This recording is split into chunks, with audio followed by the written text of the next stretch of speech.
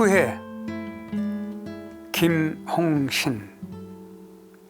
부자든 가난하든, 출세했든 실패했든, 장수했든 단명했든, 유명하든 무명이든, 죽어가면서 마지막 후회 세 마디.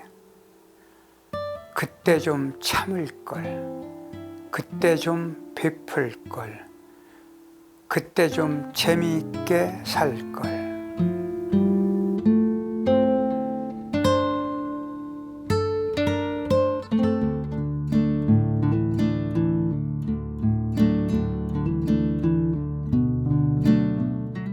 행복은요, 괴로움이 없는 사람, 자유로운 사람, 건강한 사람, 이 세 가지가 맞아 떨어져야 말하자면 행복감이 오는데, 인생은요 생각하는 존재이기 때문에, 그 다음에 이 뇌 기능이 너무 발전하고 발달했기 때문에 비극과 희극이 늘 함께 있어요. 비극은 결말이 슬픈 것이고 희극은 결말이 기쁨이잖아요. 기쁨과 슬픔이, 아름다움과 추함이, 또 그 행복과 고통이 늘 섞여 있어요. 어느 한 가지만 있는 게 아니에요. 한번 보세요. 근심, 걱정, 화, 분노, 짜증, 이게 모든 사람은 없었으면 좋겠죠. 근데 이게 없으면 이미 죽은 사람이에요.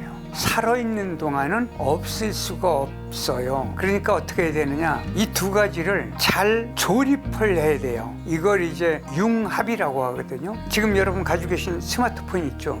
스마트폰이 어떤 거냐면 과학기술의 융합이에요. 그 안에 촬영할 수 있죠, 녹음할 수 있죠, 그 다음 문자 보낼 수 있죠, 전화를 걸 수 있죠. 이 모든 것이 그 조그만 것 안에 이렇게 되어 있는 걸 융합이라고 하거든요. 그러니까 인생도 자기 인생을 그 밖에 주어진 것들하고 융합을 하고 조합을 잘 해야 된다, 이런 생각이죠. 그러니까 아픔, 불행이 없을 방법은 없어요. 그것을 잘 내가 다스릴 수 있는 것이 기도고 명상이고, 그 다음에 수련이고, 말하자면 마음 다스림이고, 이런 것들이죠.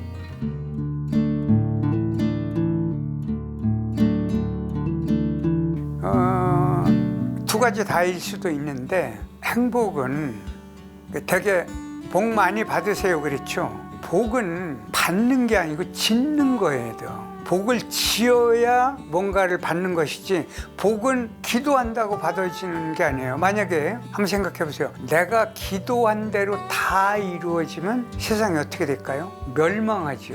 그러니까 내가 기도한 대로 이루어지진 않아요. 근데 왜 기도를 하냐면은, 기도를 열심히 하면은 기도하는 대로 행동하거나 실천하거나 노력을 하기 때문에 기도가 중요한 것이죠. 그렇죠?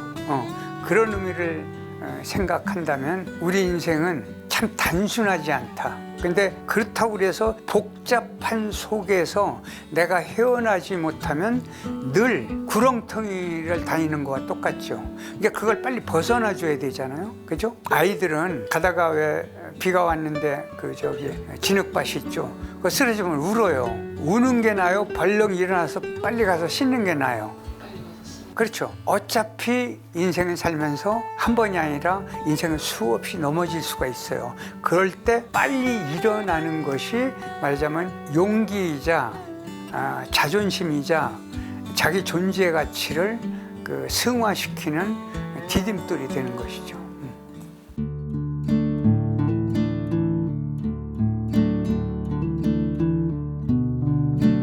그러니까 이게 현대에는요, 농경시대가 아니기 때문에 돈이라는 것이 삶을 편리하게 하는 도구인 건 확실해요. 근데 행복하기 위한 분명한 도구는 아니에요. 그러니까 그러면은 돈이 많은 사람은 행복해야 될 거 아니에요. 그죠? 근데 많이 가진 사람일수록 불안한 거예요. 빼앗길까봐, 놓칠까봐, 누구한테 당할까봐 늘 노심초사하게 되잖아요. 그런 걸 본다면 돈은 생활에 편리한 것이지 행복의 절대적 조건이나 도구는 아니다. 그럼에도 불구하고 현대생활에서 생활의 편리함은 필요하잖아요. 왜냐하면 자동차, 그 다음에 어디 멀리 갈 때 비행기 또는 휴대폰도 조금 좋은 걸 가질 필요가 있죠. 그다음에 의상 그냥 갖춰 입을 필요가 있고 그 화장도 할 필요가 있고 뭐 여러 가지가 있잖아요. 거기에 꼭 필요한 재력이 있잖아요. 그래서 노동을 하고 그래서 저축을 하고 그래서 그걸 잘 응용하려고 애쓰잖아요. 근데 여기서 한 가지 중요한 게 뭐냐면 제가 물어봐요. 강연을 할 때 행복 어디에 있죠? 전부 내 마음에 있다고 그래요.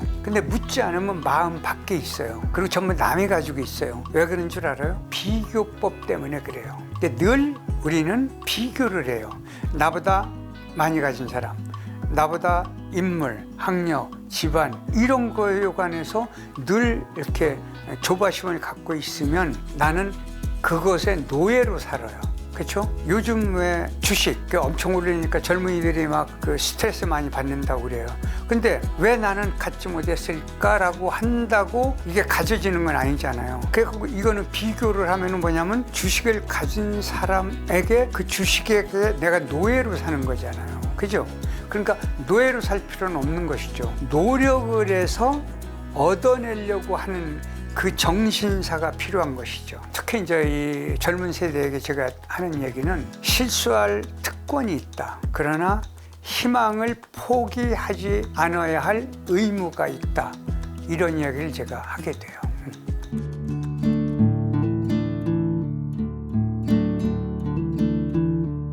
인간시장을 쓸 때 제가 그 작가의 말에도 썼어요. 인간시장이 팔리지 않는 시대가 좋은 세상이니까 빨리 와야 된다. 출판사 사장이 형 지금 책 팔리고 있는데 안 팔리는 세상이 좋다고 그러면 어떡해요. 그래서 이거는 내 진심이다. 사회 부조리 이런 것을 비판하는 책이 잘 팔리는 시대는 좋은 세상이 아니다 이거죠. 근데 그때는 지금보다 세상이 빨리빨리 좋아질 거라고 저는 생각을 했어요. 그런데 그때보다 지금이 더 비열하게, 더 교묘하게, 저지능적으로 나빠진 게 많아요. 그러니까 그것은 참 제가 가슴이 아파요. 근데요, 지금 대한민국을 한번 보세요. 그렇게 지능적이고 교묘하고 이렇게 그 나쁜 인간들이 있지만은 그것보다 훨씬 그 아름답고 착하고 좋은 사람들이 많기 때문에 대한민국이 이렇게 세상에 부러움을 사는 국가가 된 거예요. 그러니까 그런 것에 관해서는 저는 대한민국의 희망이 너무 많다. 그래서 정말 저는 발의 역사소설 쓸 때 그런 얘기를 했는데 한국인으로 태어난 것이 황홀한 기쁨을 저는 누리고 있는 거예요. 이렇게 일부서 얘기해요. 한국인은 만성적 울분 상태다 이렇게 표현하거든요. 그러니까 울분 상태가 많은 건 사실이에요. 그때보다는. 그러나 더 희망적 생각을 갖고 사는 사람이 훨씬 많다는 사실에 관해서 우리는 그 희망의 끈을 결코 놓을 수 없는, 말하자면 홍익인간 정신이죠. 그런 걸 가진 민족이다. 그래서 정말 자랑스러워요.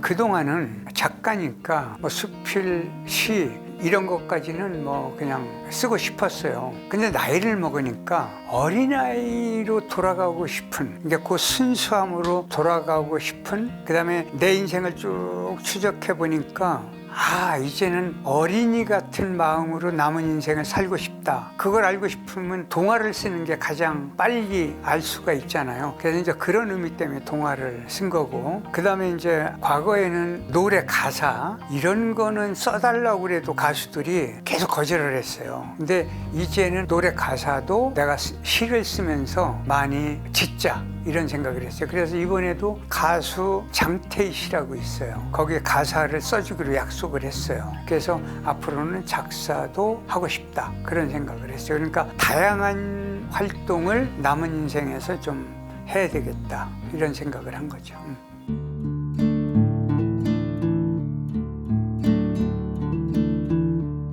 60대를 넘어서 남들을 보니까 흔한 말로 쉰다 이렇게 표현을 했어요. 아닌데 쉬면은 빨리 늙고 건강을 망친다. 그걸 너무 많이 봤어요. 그래서 나는 죽을 때까지 열심히 뭔가 파고들겠다. 지금도요, 하루에는 신문 4가지 보죠. 그 다음에 잡지를 한 달이면 10몇 권을 보죠. 그러니까 많이 읽어서 눈은 많이 망가졌지만은 많이 읽으면 읽을수록 내 영혼은 살아있는 거죠. 그다음에 어디 가서 강연을 할 때 나는 메모 없이 그냥 막힘없이 그냥 해요. 그럴 수 있는 것은 바로 내가 독서량을 많이 갖는 것이다. 그러니까 내가 책을 많이만 읽어도 일을 하는 거잖아요. 그러니까 일손을 놓지 말자, 이런 이제 각오를 하게 된 것이죠. 근데요, 보통 농담처럼 하는 얘기 있죠. 나이는 숫자일 뿐이다, 이런 이야기를 하는데 옛날 같으면 60 넘었으면은 이미 떠난 사람에 가까워요. 그래서 환갑잔치를 어마어마하게 크게 했거든요.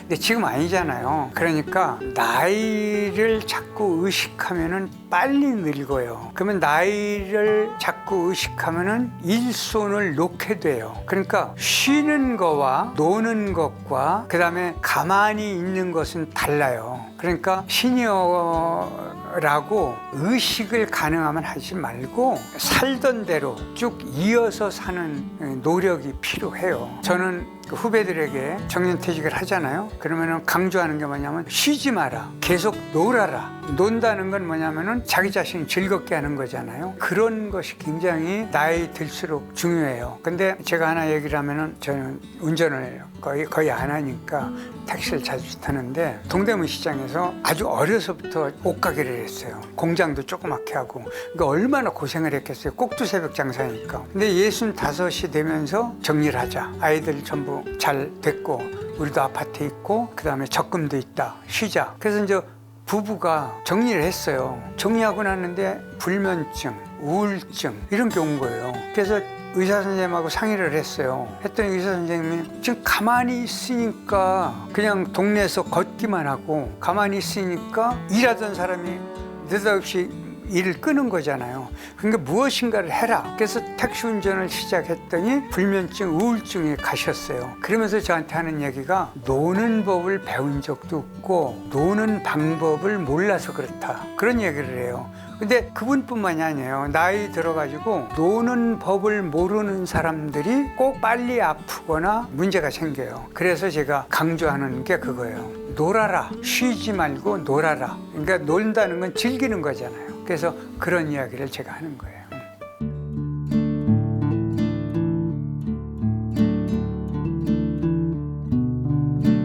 말은 150권인데 더 쓰고 싶어요. 그런데 150권쯤은 아마 그 잃어버린 역사 중에 제가 대발을 했었잖아요. 근데 백제사도 우리가 잃어버렸거든요. 그러니까 백제사, 고구려사, 발해사 이걸 잃어버린 역사고 그랬는데 백제사가 150권째쯤 되지 않을까, 이런 생각을 해요. 그러니까 올해 제가 책 4권을 내거든요. 그러니까 지금 장편 소설을 정리하다가 왔어요. 그러니까 올해 창작집, 동화, 그 다음에 지금 쓰고 있는 장편 소설, 그 다음에 하나는 재출간하는 거예요. 수정해서. 왜냐하면 논산 이야기인데 난장판이라고 하는 거. 그러니까 이거는 이제 빼면은 3권이고 이걸 포함하면 4권이에요. 근데 본래는 수필집을 내려고 했는데 올해 책을 너무 많이 내잖아요. 그래서 나머지는 내년에 내자, 이렇게 생각을 해요. 정말로 그 하고 싶었던 작품은 우리 고대사를 대서사로 꾸미고 싶은데 공부할 시간이 내 나이를 보면은 진작에 했어야 되는데 그게 아쉽기는 해요. 그럼에도 불구하고 이제 꿈은 꾸고 있어요.